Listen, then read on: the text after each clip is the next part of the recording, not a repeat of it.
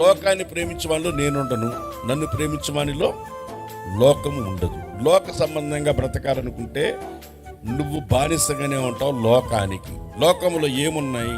పాపము.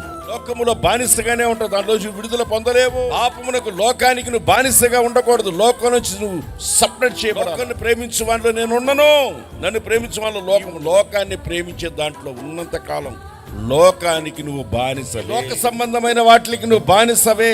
ఈ లోకంలో ఉన్నావు కాబట్టి అన్ని చేయొచ్చు అని నువ్వు చేస్తావు.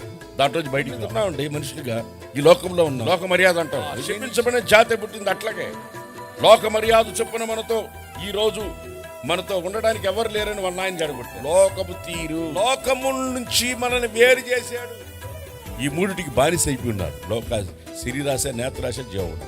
నోరు తెరిచి శరీరాశి సంబంధం మాటలేదు. తొందరదాలు వస్తాయి. కొంతమంది నుంచి విడుదల పొందాలి అని వాక్యం చెప్తుంది. ఈ రోజు